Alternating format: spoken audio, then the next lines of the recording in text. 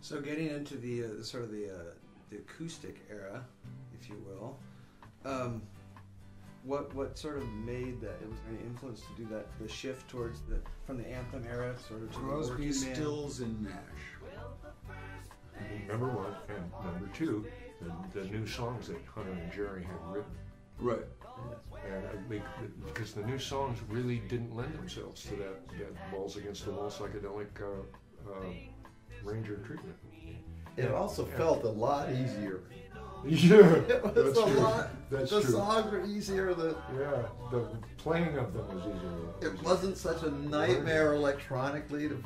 Well, we were just starting to get a handle on songwriting. Yeah. Yes. Basically, you know, the song's a song. The way we came up with songs up to that point, we'd play a little. Hunter wasn't plugged in that much. We were trying every conceivable way.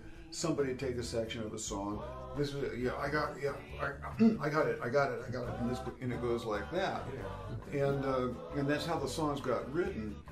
Then Jerry and Hunter hooked up and came up with a slug of songs.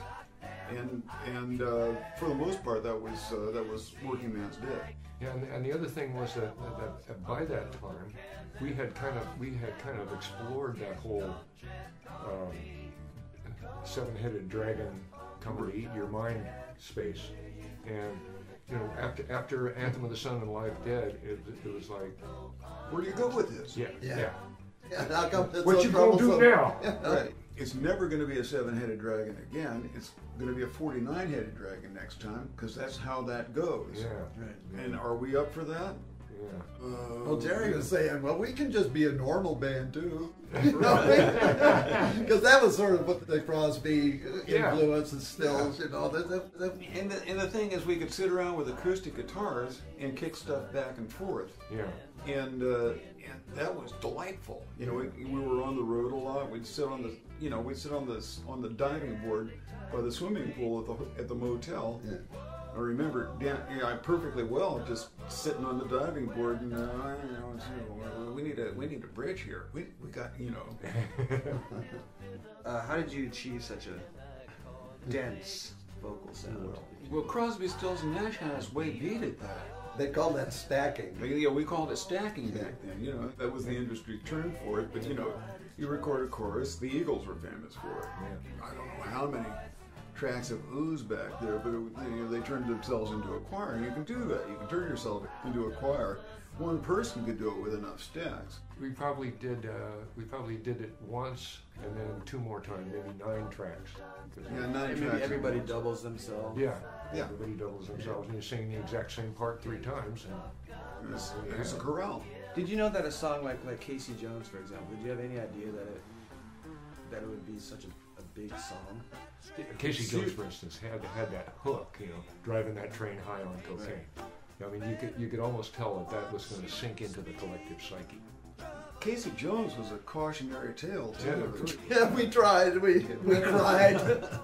Wait, we're trying to tell people to be careful. Yeah, we're trying to tell them to just say no. Did you get the vitamin C part? The cheer went up after the first line, and that was that. Yeah.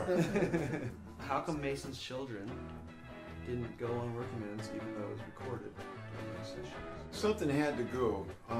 There's only so much information you can put on a 12-inch disc. It was either put this one on, which, you know, it was the weakest of the cuts, and suffer. You know, the record will be quieter. It will have to be quieter.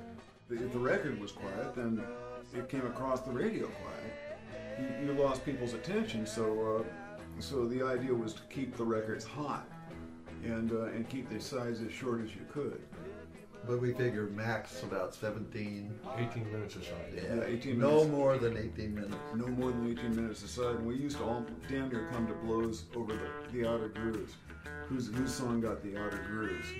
Because the outer grooves were much hotter and the fidelity was much better. You get the inner grooves, and you know, vinyl discs are, you know, people worship vinyl discs, but you get to the inner grooves of the vinyl discs, they don't sound so good. Graham Nash is real good at explaining all of this stuff to us because he had that experience in London in the studios. And, talked a lot about that's that. true. Those guys gave us a lot of pointers about recording. Yeah. Those were some great times too. When Airplane, Crosby, Stills and Nash, and Debbie were all in the same. We're all in Wally Heider's studios at the same time. Boy, talk about cross pollinization. They had a house with a pool. Oh yeah, and I'll never forget. And we had the castle. Yeah, that's right. But at one point we were down there recording and we were staying at Sandy Koufax's. Right.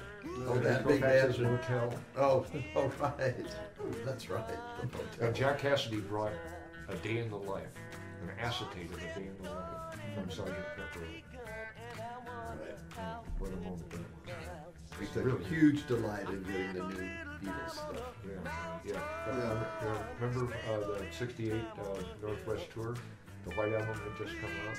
We wouldn't leave until we had that record. Yeah. So we could listen to it. Hard to listen to a vinyl. Son, a man died of cold.